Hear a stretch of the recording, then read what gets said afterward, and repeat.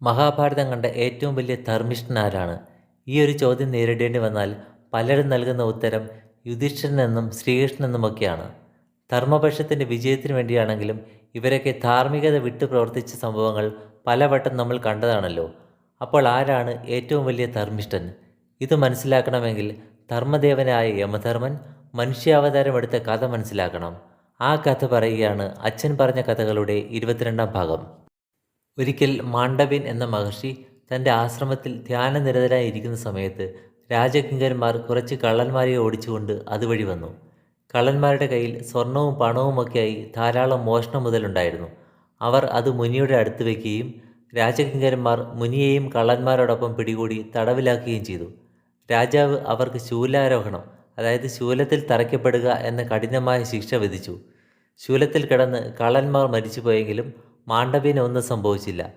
രാജാവ് ശൂലം അറുത്തുമാറ്റി മാണ്ഡവ്യനെ മോചിപ്പിച്ചു. മാണ്ഡവ്യൻ ധർമ്മദേവനെ സമീപിച്ച് താൻ എന്ത് ചെയ്തിട്ടാണ് ശൂലത്തിൽ തറയ്ക്കപ്പെടുക എന്ന അവസ്ഥ തനിക്ക് കൈവന്നതെന്ന് ചോദിച്ചു. താങ്കൾ ചെറുപ്പത്തിൽ കുറച്ച് പ്രാണികളെ പിടിച്ച് ഈർക്കിലിൽ കോർത്തിട്ടു, അതിനാലാണ് താങ്കൾക്ക് ഈ അവസ്ഥ കൈവന്നതെന്ന് ധർമ്മദേവൻ അറിയിച്ചു. 12 വയസ്സിൽ താഴെ മാത്രം പ്രായമുള്ളപ്പോൾ സംഭവിച്ച തെറ്റുകൾ തെറ്റായി പരിഗണിക്കാനാവില്ലെന്ന് ധർമ്മശാസ്ത്രം പറയുന്ന കാര്യം ധർമ്മദേവനെ ഓർമ്മിപ്പിച്ച മാണ്ഡവ്യൻ ധർമ്മദേവനെ ശപിച്ചു. ധർമ്മദേവൻ ഒരു താണകുലജാതയായ സ്ത്രീയുടെ മകനായി മനുഷ്യജന്മം എടുക്കാൻ ഇടവരട്ടെ എന്നായിരുന്നു ആ ശാപം. അങ്ങനെ വ്യാസന് പരിശ്രമി എന്ന ദാസിയിൽ പിറന്ന പുത്രനാണ് വിതുരർ. വ്യാസന്റെ മറ്റു പുത്രന്മാരായ പാണ്ഡുവിനോടും ധൃതരാഷ്ട്രോടുമൊപ്പം വിതുരരും ഹസ്തിനപുരത്ത് വളർന്നു. ഭീഷ്മരായിരുന്നു അവരുടെ പ്രധാന ഗുരു. അസ്ത്രവിദ്യ, വാൾപ്പയറ്റ്, ഗദായുദ്ധം എന്നിവയിൽ വിതുരർ കേമനായിരുന്നു. അസ്ത്രവിദ്യയേക്കാൾ മഹത്തരം ധർമ്മവിദ്യയാണെന്നുള്ള തിരിച്ചറിവ് കുട്ടിക്കാലം മുതലേ വിതുരർക്കുണ്ടായിരുന്നു. താണജാതിയിൽപ്പെട്ട സ്ത്രീയിൽ ജനിച്ചതിനാൽ വിതുരർക്ക് രാജ്യാവകാശം കിട്ടിയില്ല. നിസ്വാർത്ഥനായ വിതുരർ അത് ആഗ്രഹിച്ചതുമില്ല. വിതുരർ പാണ്ഡവരെയും കൗരവരെയും ഒരുപോലെ കണക്കാക്കിയിരുന്നെങ്കിലും ധർമ്മപക്ഷം എന്ന നിലയിൽ പാണ്ഡവപക്ഷത്തോടൊരു മമത കാണിച്ചിരുന്നു. അധർമ്മത്തെ വിതുരർ എന്നും എതിർത്തിരുന്നു. അത്തരം ചില സന്ദർഭങ്ങൾ ഇവയാണ്: ദുര്യോധനൻ്റെ ജനനവും വിതുരരുടെ മുന്നറിയിപ്പും. ജ്യോതിഷ പണ്ഡിതനായ വിതുരർ ദുര്യോധനൻ്റെ ജനനസമയത്ത് ധൃതരാഷ്ട്രർക്ക് മുന്നറിയിപ്പ് നൽകിയിരുന്നു. ഈ മകൻ്റെ വളർച്ചയുടെ ഘട്ടങ്ങൾ നിരീക്ഷിക്കണമെന്നും ഇവൻ കാരണം കുരുവംശത്തിന് ഭാവിയിൽ നഷ്ടങ്ങൾ സംഭവിക്കും എന്നായിരുന്നു അത്. പാണ്ഡുവിൻ്റെ മരണവും വിതുരരുടെ പിതൃവാത്സല്യവും.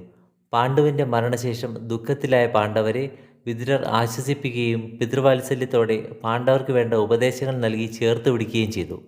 ദുര്യോധനൻ ഭീമന് വിഷം നൽകിയ സംഭവം. ശകുനിയുടെ പ്രേരണയാൽ ദുര്യോധനൻ ഭീമന് വിഷം നൽകി കൊല്ലാൻ ശ്രമിച്ച കഥ കഴിഞ്ഞ ഭാഗങ്ങളിൽ നമ്മൾ കണ്ടതാണല്ലോ.